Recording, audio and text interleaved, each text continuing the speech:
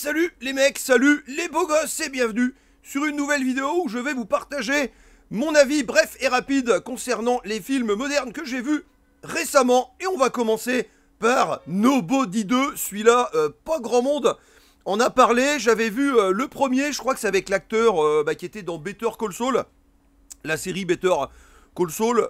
Oui, alors en gros, c'est de la bagarre, c'est de la bagarre.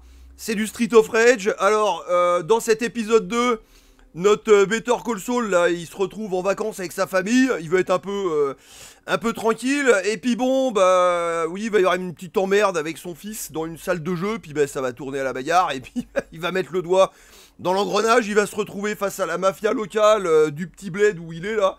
Bref, c'est n'importe quoi. Dans le premier, il y avait une scène de bus assez marquante, hein, où il dérouillait pas mal de mecs. Enfin, c'est n'importe quoi. C'est Street of Rage, c'est-à-dire on est seul contre tous, contre des vagues d'ennemis. Bah lui, c'est la même chose. Donc c'est extrêmement fun à regarder, c'est extrêmement bourrin, c'est extrêmement défoulant, c'est divertissant. Bon, par contre, putain, oui, des tatanes, il y en a là-dedans, hein, ça vole dans les deux sens, hein. Et pas une trace de sang, pas d'hématome, tout nickel, impeccable. Art of Fighting sur Neo Geo, tu mets 2 coups de poing dans la gueule du mec, ça y est, il a déjà un gros cocard sur l'œil. Ici non, pas de problème. Alors, petit spoiler, il va quand même perdre un doigt dans le film. Ouais, enfin, par rapport à tout ce qui se ramasse. C'est pareil, les chicots, c'est du... non mais des fois, il y a des mandales, des coups de boule, non mais les mecs, ils vont perdre des chicots. Non, tout va bien, on se donne des baffes. Tu sais, on a l'impression de voir un film de Terence Hill et Bud Spencer moderne, un petit peu plus bourrin quand même, un petit peu plus badass. Donc les gars, voilà, comme on dit, hein, suspension d'incrédulité. Mettons ça de côté que... alors, ouais, si le final, il y a un peu de gore quand même, parce qu'il y aura des armes à feu. Donc il y aura un petit peu de gore sur la fin, enfin du moins oui, un petit peu de sang, un petit peu de charcutage. Mais sinon tout le reste du film c'est baston, baston, baston. Donc les gars, avis aux amateurs, mais ouais, franchement c'est quand même assez fun à regarder. Deuxième film de cette sélection, on va parler de Ice Road Vengeance, une petite série B avec Liam Neeson. C'est la suite d'ailleurs, hein, c'est le numéro 2, le 1 c'était Ice Road, hein, tout simplement. Où Liam Neeson incarne un conducteur de poids lourd, dans les zones genre Groenland, tu vois, Canada, et en fait il va traverser des lacs gelés, tout ça, donc quelque chose d'assez périlleux, et le pitch change, pas mal quand même pour cette suite, puisque là en fait on apprend qu'il avait un frère, son frère est décédé, et du coup le pitch du film c'est que Liam Neeson va se rendre, je crois c'est au Népal. Voilà, et puis il va en fait disperser les cendres de son frère dans les montagnes, hein, tout simplement. Donc ça va se passer qu'il va arriver au Népal, et puis il va prendre un espèce de bus touristique pour arpenter les montagnes, et puis accomplir le dernier vœu de son frère. Et puis ça va mal se mettre, puisque dans le bus, il va y avoir une petite prise d'otage. Et puis un petit peu comme Nobody, ça va tourner à la bagarre. Bon là, ça va être des bagarres quand même un petit peu plus réaliste, même si les personnages, il y aura pas des chicots qui vont voler ou des hématomes non plus, hein, voilà, mais quand même, oui, ça sera un petit peu plus terre à terre. Bon, c'est une petite série B sans prétention qui se regarde, voilà les gars, si jamais vous voulez passer une petite soirée, vous avez pas trop grand chose à foutre, puis tu connais pas non plus le premier, ouais, c'est des films sympas à regarder, mais divertissants sur le moment, mais sitôt vu, sitôt oublié, hein. Changeons de registre, puisque là on va passer dans le fantastique / horreur, et on va parler d'Évanouis / Weapons, le titre en VO. Alors, celui-là, il a bien cartonné au box-office, il a eu des bonnes critiques, et d'ailleurs, il y en a même parmi vous quelques-uns qui m'ont conseillé de le voir, hein, dans les commentaires de la dernière vidéo, justement, les films modernes que j'ai vus récemment. Donc oui, j'avais noté l'existence de ce film, j'attendais qu'il soit disponible par chez moi pour pouvoir... le voir, je le répète, hein, j'ai pas de cinéma, hein, à Sfax, c'est scandaleux. Si on veut aller au cinéma, faut qu'on aille, je crois le Cinoche le plus près, il est à Sousse. Donc faut faire 350-400 km aller-retour pour aller au Cinoche, hein, faut être motivé, hein. Voilà, le Cinoche en Tunisie. Donc bon, on regarde ça bien tranquillement à la maison. Alors, qu'est-ce que j'ai pensé de cet Évanoui? Je suis assez mitigé. J'aime bien le pitch, bon je vais pas spoiler évidemment. Voilà, tout ce qui est, la partie finale et tout, après avec tout le dévoilement de l'intrigue, tout ça, oui, c'est bien, pourquoi pas. Mais j'ai pas aimé la structure, dans le sens où l'histoire va commencer, on va suivre voilà, une jeune dame qui est maîtresse d'école, et puis en fait tous les enfants de sa classe vont disparaître, hein, il va en rester qu'un seul. Voilà en gros pour le scénario du film, le pitch du film. Et au début du film, on va suivre justement l'après, hein, comment cette dame, cette maîtresse va vivre tout ça, va être un peu traumatisée, elle va sombrer un peu dans l'alcool. Alors ça va durer, je sais pas, 15, 20 minutes, 30 minutes peut-être cette séquence. Puis on va revoir finalement les mêmes événements, mais avec les yeux d'un autre personnage du film. Alors il y en a un, c'est Josh Brolin. Donc en fait on va revoir ce début du film, revivre le début de cette histoire au moins 3-4 fois dans le film, mais par l'intermédiaire d'un personnage différent. Alors, je trouve l'idée aurait pu être bonne sur le papier, mais à la réalisation, à la conception, je trouve le rendu un peu casse-gueule. Au final, puisque au début tu suis un peu ce qui se passe avec cette demoiselle, avec cette maîtresse, voilà, t'es plongé dedans, t'as envie de connaître la suite, voir qu'est-ce qui s'est passé, et hop, ça reboot, et on passe sur un autre personnage. Alors ok, on voit ce qui s'est passé à travers un autre œil, on apprend différentes choses, tu vois, sur d'autres personnages, donc on voit l'histoire d'un autre angle, ok, puis une troisième fois, puis alors je sais plus s'il y a une quatrième fois, je me souviens plus, donc c'est un peu redondant en fait, j'ai trouvé, oui, la première heure, je sais plus combien de temps il dure le film, 1h30, 2h, je me souviens plus, mais ouais, tu le vois une fois, tu le vois deux fois, puis après, ouais, ça m'a lassé. Peut-être l'idée est bonne sur le papier, hein, mais ouais, j'ai pas trouvé la réalisation, c'était pas trop accrocheur en fait, ou alors c'était trop long. Tu vois, peut-être qu'il aurait fallu faire des séquences de 10 minutes, je sais pas, puis nous donner un petit peu plus à bouffer, dévoiler peut-être un peu plus l'histoire, le scénario, l'intrigue, au fur et à mesure de ces séquences. C'est ce qui se passe, hein, mais ouais, tu sais, c'est un peu long quand même, hein, tu sais, on est le petit chien qui attend son nonos, et le nonos il arrive, mais doucement. Bon, puis après, à la fin du film, tout est expliqué. Donc tu l'auras compris, pour moi, cet évanoui, je suis un peu dubitatif, un peu perplexe, il m'a laissé sur ma faim, hein. J'aurais préféré finalement une structure de film fantastique / horreur un peu plus classique, mais quand tu vois ce que le film a à raconter, ouais, je sais pas si ça aurait pu tenir 1h30 au final, ou alors peut-être s'ils auraient tiré le scénario, on aurait eu un ventre mou au milieu. Bref, les gars, s'il y en a parmi vous qui l'ont vu, exprimez-vous en commentaire, je suis curieux d'avoir votre avis concernant ce long métrage.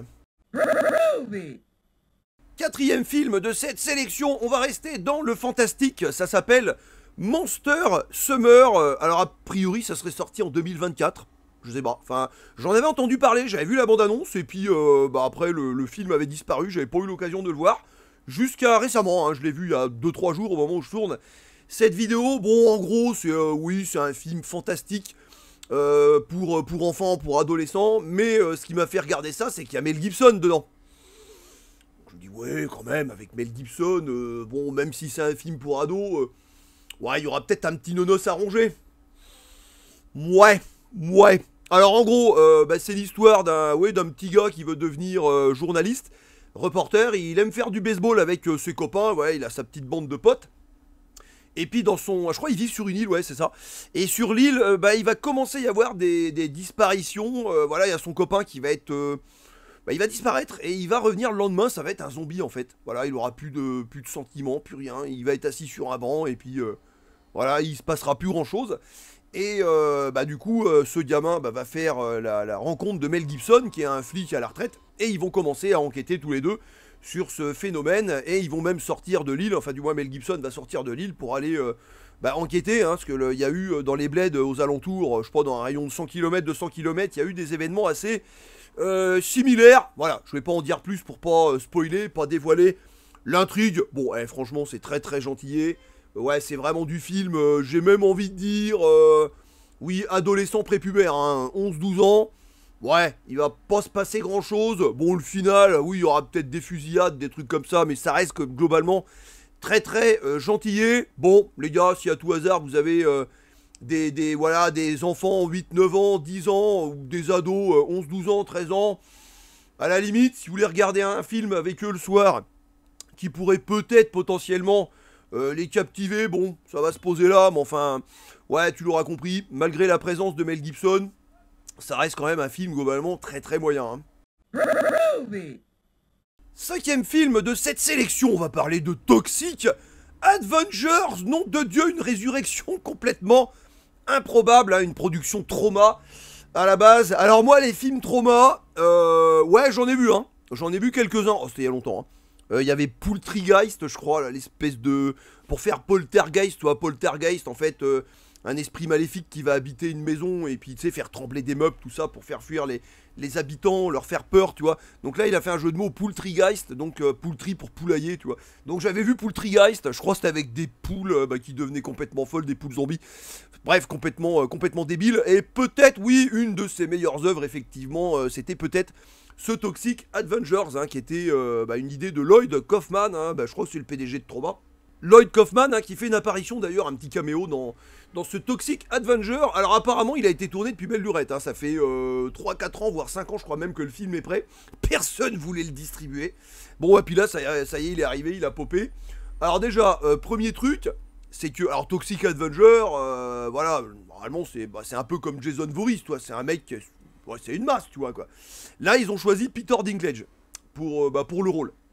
Ok, donc en gros, le nain de Game of Thrones, hein, si je dis pas de conneries. Alors déjà, moi j'ai dit, ouais, j'ai validé le choix. Voilà. Alors on peut aimer ou pas Peter Dinklage, hein, parce qu'il a ouvert sa gueule récemment, concernant Blanche-Neige, il est 7 nains, tu vois. Enfin, en gros, il a éliminé sa concurrence, toi. Non, je veux rester finalement le seul nain ou pas loin à Hollywood, comme ça, s'il y a des rôles me concernant, je vais être pris directement. Et là, c'était bizarre de filer le rôle de Toxic Avengers, un mec, plutôt baraque à la base, à Peter Dinklage, mais ouais, quand tu réfléchis bien, c'est un gros décalage, c'est complètement voulu. Donc en gros, l'histoire, Peter Dinklage, voilà, c'est monsieur tout le monde, hein, c'est le Pékin moyen, il travaille comme homme de ménage, dans une société qui pollue à mort, et puis à un moment, il va faire une mauvaise rencontre un soir, et il va tomber sur des voyous qui vont le buter en gros, puis ils vont le balancer dans des déchets toxiques, et c'est là qu'il va se transformer en Toxic Avengers avec sa serpillière, qui deviendra une espèce de baguette magique. Alors où il y a des passages assez gore, hein, parce que du coup, les productions trauma à l'époque, ça se refusait rien. Hein. Et quand je dis que ça se refusait rien, ça se refusait rien. Hein. C'est vraiment, au niveau du gore, au niveau de tout, hein, au niveau de la dégueulasserie, au niveau bas du front, c'est très bas du front. Hein. Celui-là est peut-être un peu plus haut. Niveau level intellectuel, hein, mais enfin attention, hein, on reste quand même sur du QI à 2 chiffres, hein, faut pas déconner. On note quand même la présence de Kevin Bacon, hein, qui va faire le grand méchant du film. Ouais, il s'éclate. Ah, franchement, il s'éclate. Le Kevin Bacon, tu vois qu'il est là, il en fait des caisses. C'est rigolo, il est pas crédible, hein, franchement. Puis je sais pas, ouais, il a pas la gueule pour faire ce méchant, mais ouais, moi j'aime bien Kevin Bacon, donc j'ai dit allez, ça passe, tu vois, il cabotine, il est là, il se fait plaisir. Le Peter Dinklage, c'est pareil, mais ouais, il prend quand même son rôle assez au sérieux, mine de rien, et en fait, même s'il y a des passages assez trash dans ce Toxic Avenger, on sent quand même que on n'est plus dans les années 80, quoi. Ils sont quand même sur la pointe des pieds, quoi. C'est-à-dire que les productions trauma, c'est un délire. C'est un délire, hein. Tu prends Toxic Avenger, l'original, tu prends Poultrygeist ou alors tous les autres, c'est du nanar, enfin c'est même plus du nanar, là on est même au-delà du nanar, hein. Là c'est de la pantalonnade assumée à 1000%, c'est même parfois à la limite du regardable. Bon, là ils ont voulu faire quelque chose d'un petit peu plus tenable, on va dire, et le truc c'est que du coup, le film, c'est rigolo, on passe un bon moment, mais ça reste trop sage, ça reste en surface. Même si effectivement il y aura quelques passages de gore, notamment il y a une prise d'otage dans un fast-food, et c'est rigolo parce que les mecs, les terroristes entre guillemets, ils font cette prise d'otage parce que le fast-food a changé sa mascotte. Avant, si j'ai bien compris, c'était un mec, monsieur tout le monde, un petit peu viril, et ils se l'ont viré, ils ont pris une nana. Et donc, pour manifester, ils sont rentrés dans le fast-food et ils ont pris tout le monde en otage. Donc c'est complètement con. Et puis Toxic Avengers va intervenir. Donc oui, malgré quelques passages, un petit peu trash. Ouais, le résultat final, il est quand même un peu trop gentillé. Donc les gars, avis aux amateurs, s'il y en a parmi vous qui sont des spécialistes, entre guillemets, des productions trauma, les gars, j'aimerais bien avoir du coup votre avis sur ce Toxic Avenger. Si vous l'avez vu, je pense que oui. Sinon, pour monsieur tout le monde, si t'aimes bien... Ouais, les films un petit peu couillons, un petit peu style pantalonnade avec un peu de gore sur les bords, ouais, ça pourra vous faire une bonne soirée. 6e film de cette sélection, on va revenir dans le fantastique, oui, même à la limite un petit peu de l'horreur. Enfin, oui, à la base, c'est une saga d'horreur, hein, The Conjuring. Voilà, le dernier Conjuring, The Conjuring, The Last Rites, je crois d'ailleurs. Hein. Bon, enfin, ils disent que c'est le dernier, mais je crois qu'il a bien marché au box-office. Hein. Il a fait plus de 400 millions, je crois, au total, avec l'international. Donc, est-ce qu'ils vont revenir? On verra. Hein, mais normalement, enfin, là, au moment où je tourne cette vidéo, c'est le dernier de la série. Alors, Conjuring, ouais, j'avais bien aimé le premier. Le 2, c'est peut-être le meilleur. Effectivement, avec la nonne, avec Valak, en office de vilain. Le 3, il y en a beaucoup qui ont craché dessus, disant que, ouais, ça changeait d'esprit, ça changeait d'ambiance. Mais ouais, ça se laissait regarder encore. Le 3, je l'avais trouvé encore pas trop mal, même si effectivement, tu sentais que c'était un petit peu plus gentil. Ça quittait peut-être un peu l'aspect, un peu plus l'aspect horrifique pour revenir plus sur du terre-à-terre, peut-être, finalement. Mais c'était un peu différent, mais ça m'avait pas déplu. Oh, par contre, le 4, les mecs, oh, pour moi, c'est le pire. Hein. Pour moi, c'est le pire. Hein. C'est même à la limite du regardable. Hein. C'est... Oh, je l'ai trouvé mauvais, je l'ai trouvé nul à chier. Bon, bah, Patrick Wilson et Vera Farmiga qui incarnent le couple Warren, bon, bah, eux, ils sont bien, hein, ils sont toujours dans le rôle. Il n'y a pas de problème, mais alors là, ça introduit leur fille dans le film, et puis bon bah ça va parler d'une famille qui aura une possession démoniaque, enfin un truc classique tu vois, avec un miroir. Alors le film dure, je sais plus, je crois pas loin de 2 heures. La première heure, il se passe rien. Mais il se passe rien. Franchement, la scène d'exposition est beaucoup trop longue, voilà, pour nous présenter la fille du couple Warren, qu'elle a un petit fiancé, le gars il sait pas trop comment il va la demander en fiançailles. Bon, puis il nous présente aussi à côté, en parallèle, la famille qui va être possédée, avec le pourquoi du comment, enfin, qu'est-ce qui va se passer, tout ça. Ça dure 1 heure, tout ça, quoi. 1 heure, putain, mais on se faisait chier, putain, on regardait ça avec Nina, mais on s'emmerdait et tout. Puis la 2e heure, le reste du film, bon, c'est pareil, hein, franchement. Ouais, il y aura des jumpscares, tout ça, mais putain, ouais, on est loin de Conjuring 1 et 2 quand même. Hein. Enfin, niveau qualité de réalisation, niveau suspense, même au niveau horrifique, niveau de la créature, hein, la créature, ouais, ici on l'aperçoit, mais enfin, ouais, ça y va quand même sur la pointe des pieds. Hein. Bon, tu l'auras compris, moi, ce Conjuring 4, je l'ai même trouvé encore plus mauvais que le 3. Le 3 il m'avait encore diverti. Oui, je peux comprendre hein, qu'on l'aime pas, celui-là, mais j'avais pas passé un moment désagréable en le regardant. Là, c'était vraiment une purge, les mecs. Hein. Donc, les gars, s'il y en a parmi vous qui ont regardé ce Conjuring 4, je suis curieux, exprimez-vous en commentaire, qu'est-ce que vous en avez pensé? Avant-dernier film de cette sélection, on va parler de The Lost Bus avec Matthew McConaughey et c'est réalisé, filmé par Paul Greengrass. Si je dis pas de conneries, je crois le mec qui avait fait la mémoire dans la peau hein, avec Matt Damon. Bon film d'espionnage, hein, j'avais bien aimé. Donc Paul Greengrass, oui, c'est pas un manche, et là il l'a prouvé une fois de plus avec ce film qui sort un peu de nulle part, un espèce de film catastrophe où Matthew McConaughey va incarner le Pékin moyen, hein, monsieur tout le monde. Il va travailler dans une petite ville américaine et il va être chauffeur de bus scolaire.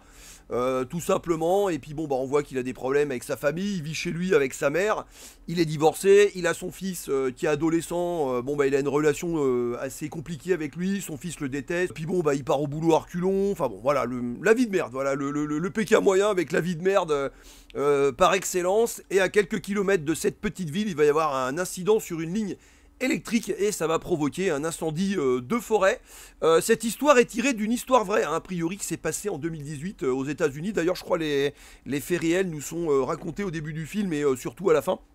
Voilà, pour nous dire qu'est-ce qui est arrivé aux différents personnages. Bon, je vais pas parler plus que ça du film. Voilà, Matthew McConaughey, il est chauffeur de bus scolaire, il va y avoir un incendie. Bon, l'incendie va se rapprocher de la ville, hein, je te le donne en mille, tu l'auras compris.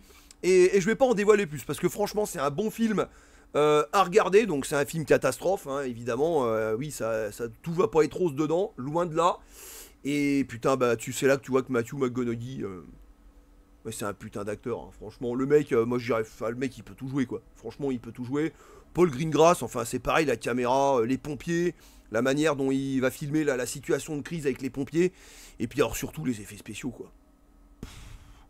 Mais t'es à fond dedans, quoi. Je veux dire, voilà, tu vas voir l'incendie, tu vas voir l'incendie qui va arriver, ça va se passer en journée, hein, mais en fait c'est comme s'il fera nuit, parce que tellement il y aura de fumée et tout. Et voilà, il y aura des scènes où il y aura des bagnoles qui vont traverser des feux qui vont ravager des maisons. Bref, l'apocalypse. Et putain, et puis la manière dont tout ça s'est filmé, et mais c'est... À part peut-être un plan, ouais, sur tout le film, hein, un plan où tu sais la fumée au premier plan, elle faisait peut-être un petit peu artificielle. Là, voilà, là on voit en effet que c'est un effet spécial. Mais alors tout le reste, les mecs, c'est le cas de le dire, on n'y voit que du feu. Putain, on n'y voit que du feu. C'est trop bien fait. L'immersion, elle est top. McGonaghy, il a un jeu d'acteur. Enfin voilà, t'es à fond dedans. Bon les gars, franchement, oui, c'est une belle petite surprise, hein, The Lost Bus. Même si les films catastrophes, tout ça, c'est pas trop votre cam. Franchement, c'est un film universel. Vous pouvez même le regarder en famille, hein, avec votre compagne et vos enfants. Vous l'aurez compris, c'est un film que j'ai bien aimé et que je vous recommande. Dernier film de cette sélection, Les 4 Fantastiques. Alors, autant cet été, moi j'ai fait l'impasse sur Superman. Non, je regarde pas ça. Ouais, puis James Gunn. Bon, alors, Les Gardiens de la Galaxie, oui, le premier, c'était une belle surprise à l'époque. Le 2, ouais, avec Kurt Russell, bon, c'était sympa, mais ouais, alors le 3, tout le monde dit que oui, c'était un des meilleurs films, des derniers films du MCU. Oui, mais bon, ouais, le niveau, il avait baissé quand même, hein, tu vois, mais bon, ça passe. Oui, Les Gardiens de la Galaxie, c'était... Voilà, c'était sympa, mais alors putain, tout ce qu'il a fait à côté, là, les Suicide Squad, les machins et tout, enfin, rien à foutre. Donc du coup, le Superman, ouais, j'ai fait une impasse dessus, je l'ai pas regardé, j'en ai rien à foutre. Il m'intéresse pas, contrairement à ce 4 Fantastiques qui m'intriguait. Des 4 Fantastiques, moi j'avais vu quelques petites BD quand j'étais gamin, donc je connaissais depuis longtemps l'existence de ces super-héros que j'aime bien, et j'avais bien aimé les 2 premiers films, hein, au cinéma avec Michael Chiklis, hein, si je me souviens bien, qui faisait la chose. Et puis Jessica Alba notamment, il y a Johan Gruffud aussi qui faisait Monsieur Fantastique, et Chris Evans, hein, qui faisait la torche.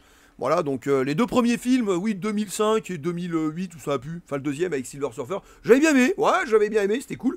Bon, puis celui de Josh Trank, 2015, je crois, avec Toby Kebbell, hein, qui faisait Doctor Doom dans ce reboot de 2015. Et puis dans le film original, c'était Julian McMahon, hein, qui faisait Doctor Doom. Alors, celui de 2015... il y a des très très gros problèmes de montage. Tu sens que le film il a été charcuté. C'est dommage parce que Josh Trank, c'est un mec à potentiel, hein. Alors j'ai vu des making-of, il y a des mecs qui mettent le blâme sur Josh Trank, des mecs qui mettent le blâme sur le studio. Bon, de toute façon, le montage, c'est clair que ça va pas du tout. Bon, il doit y avoir des torts des deux côtés, mais toujours est-il que ça a flingué la carrière à Josh Trank, et c'est vraiment dommage. Et on sent le potentiel du film, mais bon, le film, enfin, il est gâché, hein. Il est gâché, il a été beaucoup trop charcuté au montage. Et du coup, on se retrouve avec ce nouvel épisode des 4 Fantastiques avec du coup Pedro Pascal, hein, qui fait Monsieur Fantastique, Pedro Pascal, et on le voit, lui le mec il fait 6 films par an, 3 séries, le mec il est partout, c'est un truc de fou. Et surtout on a Vanessa Kirby là qui va faire Sous Storm, Vanessa Kirby, hein, qu'on avait pu voir notamment dans les derniers Missions Impossibles avec Tom Cruise. Bon, alors là, j'avais vu le trailer. Autant Pedro Pascal en Monsieur Fantastique, ouais. Alors les 2 autres, il y a le mec qui fait la chose, et puis la torche humaine, bon, je connais pas ces acteurs, mais ouais, on va dire que ça passe, tu vois. Ils sont un peu plus relégués au second plan, hein, dans ce film, hein. Ça va vraiment être concentré sur le couple Reed Richards et puis Sue Storm. Mais alors Vanessa Kirby, mais elle bouffe l'écran, quoi. Elle bouffe l'écran, quoi. Dès qu'elle est à l'écran, les autres, limite, ils n'existent plus. Même Pedro Pascal... ouais, je l'ai trouvé transparent, en fait. Et du coup, qu'est-ce que j'ai pensé de ce dernier film, finalement, les 4 Fantastiques, The First Step, hein, les premiers pas, je crois, en français. Ouais, j'ai moyennement aimé. Pour la simple et bonne raison, c'est qu'en fait, tout l'univers nous est présenté... Enfin, c'est Bisounoursland. En fait, Reed Richards, c'est le mec le plus intelligent du monde.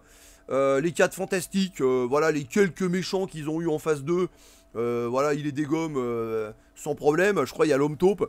Notamment, enfin voilà, ils vivent dans le monde des bisounours, puis tu sais, il y a toute cette esthétique années 50, 60 qui est pas mal, et voilà, ils passent au JT, oui, regardez les sauveurs du monde, machin, enfin, tout est beau, tout est rose, tout est génial, enfin, j'ai pas trouvé l'univers crédible pour un sou, puis bon, après, il y a cette menace, Galactus, alors j'étais curieux de voir comment ils allaient traiter Galactus.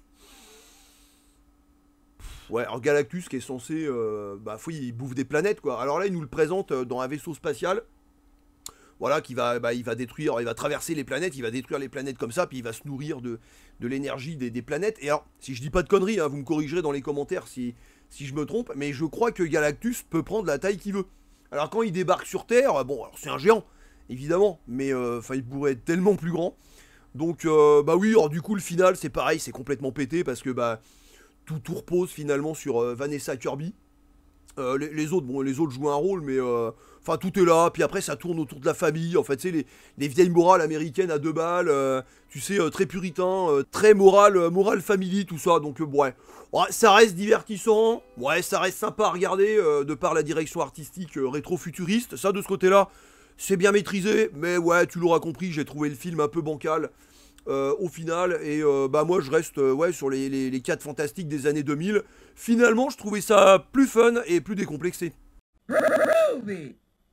Voilà les gars, ainsi va s'achever cette nouvelle vidéo de films modernes que j'ai vu récemment. À vous de jouer, exprimez-vous en commentaire si vous avez vu quelques-unes des œuvres que j'ai citées dans cette vidéo. Et bah exprimez-vous en commentaire, qu'est-ce que vous en avez pensé. Et sinon, vous, chez vous, qu'avez-vous vu ces derniers temps, que ce soit film ou série, allez-y, exprimez-vous en commentaire, et moi je vous retrouverai prochainement sur la chaîne pour d'autres vidéos, et comme d'hab, n'oubliez pas que tout ceci n'est qu'un jeu.